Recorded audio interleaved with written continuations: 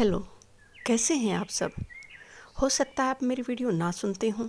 अगर सुनते हैं तो इसे लास्ट तक सुनें और इस वीडियो से जो कुछ बेहतर आपके जीवन में ऐड होता है उसे ज़रूर ऐड करें, क्योंकि मेरा उद्देश्य अपने आसपास को बेहतर और खुश बनाना है। आज मैं आपसे अपनी नेक्स्ट बुक, जिसका नाम है the magic of thinking big, यानी कि बड़ी सोच का बड़ा जादू, जिन्हें लिखा है डेविड जे स्वार्ट्ज़।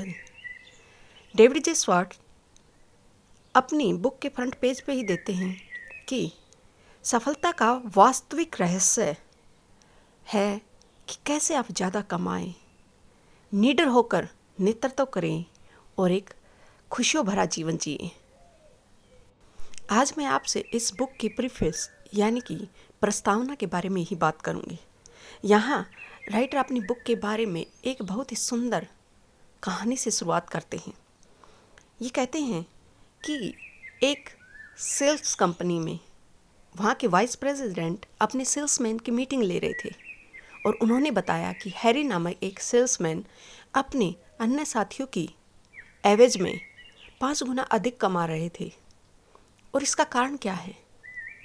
इन वाइस प्रेसिडेंट ने अपने अन्य सेल्समैन से पूछा कि क्या हैरी आपसे अधिक इंटेलिजेंट है? तो जवाब मिला नहीं। तो क्या हैरी आपसे अधिक ताकतवर है? तो भी जवाब मिला नहीं।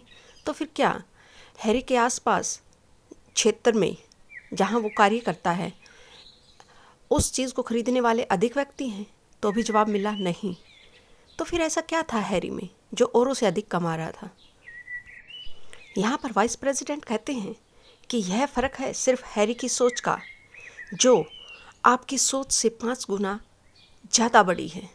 यानी कि हैरी अपने आसपास के अन्य सहयोगियों से 5 गुना अधिक सोच रहा था। राइटर कहते हैं कि कितनी दिलचस्प बात है।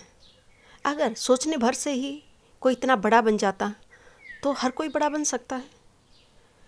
फिर क्यों ऐसा नहीं होता?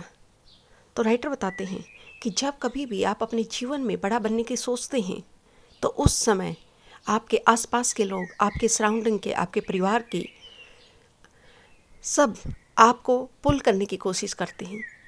वो कहते हैं नहीं, तुम ऐसे कैसे कर सकते हो? अगर इस तरह सोचने से या कुछ नया आइडिया पर काम करने से बड़ा बन सकते हो तो तुमसे तो और अधिक दुनिया में लोग हैं जो बड़े बन सकते हैं।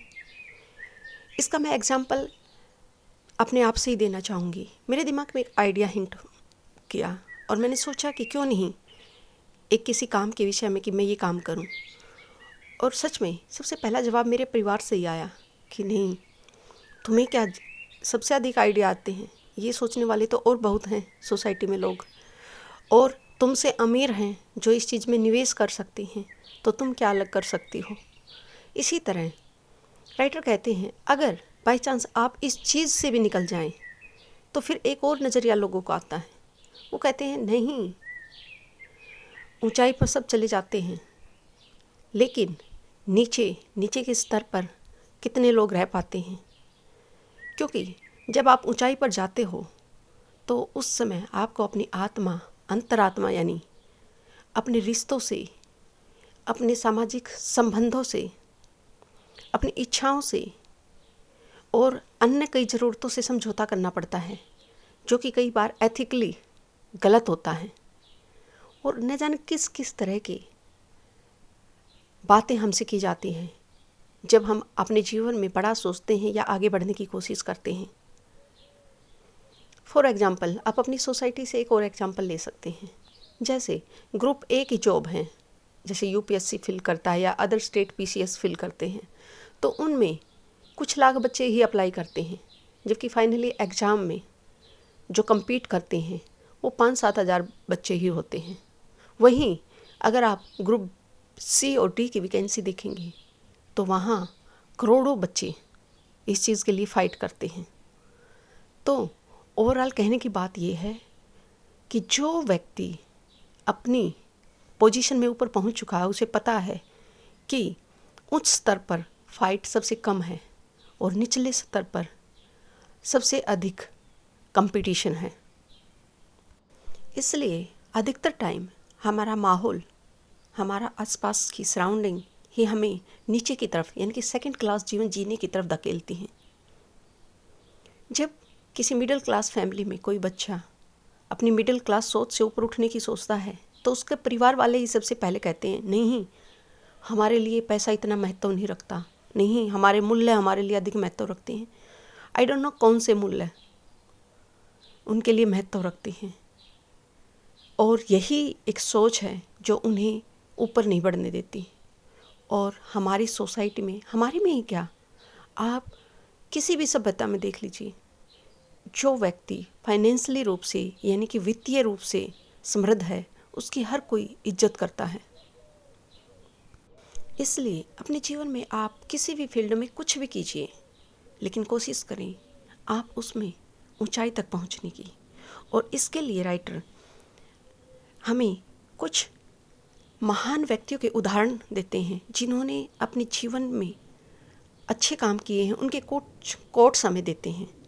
जैसे कि प्रॉफेट डेविड, इन्होंने कहा है कि जैसा आप अपने दिल से सोचते हैं आप वैसे ही होते हैं। इसी तरह एमर्सन, उन्होंने कहा है कि महान लोग वे होते हैं जो यह देख सकते हैं कि विचार ही दुनिया पर शासन करते हैं, यानी कि जैसा आप सोचेंगे वैसे आप बनेंगे। वहीं मिल्टन, जिन्होंने पैराडाइज लॉस्ट लिखी थी, उन्होंने कहा है कि मस्तिष्क का अपना स्थान निश्चित होता है और यह स्वर्ग को नर्क बना सकता है और नर्क को स्वर्ग, यानी कि ओवरऑल ये सब आपके दिमाग में है, आपके मस्तिष्क में है कि आप अपने जीवन को जीते हुए स्वर्ग की अनुभूति देना चाहते हैं या नर्क की। वहीं शेक्सपियर जैसे महान लेखक ने कहा है कि कोई भी चीज़ अच्छी या बुरी नहीं होती, हमारा नज़रिया ही उसे अच्छी और बुरी बनाता है। जैसे एक व्यक्ति अच्छा कमा रहा है, वहीं दूसरा व्यक्ति उसकी औसत में कम कमाता है, तो वह कोशिश करेगा उसमें कुछ न कुछ कमियां निकालने की कि नहीं इसने गलत तरीके से पैसा कमाया है। वहीं आप सिंपल सा उदाहरण ले सकते हो ड्रेस कोड का। हमारे इंडिया में लड़कियों का ड्रेस कोड यानी कि जितना उनका शरीर ढका हुआ होगा उतना ही अच्छा समझा जाता है, लेकिन अगर आप वेस्टर्न कल्चर में जाएंगे तो ये चीज़ें मायने नहीं रखती। यानी कि सिर्फ आपकी सोच और आपका नज़रिया ही डिसाइड करता है कि क्या चीज़ आपके लिए सही है और क्या गलत है। इसलिए आपकी सोच अलादीन के चिराग की तरह है।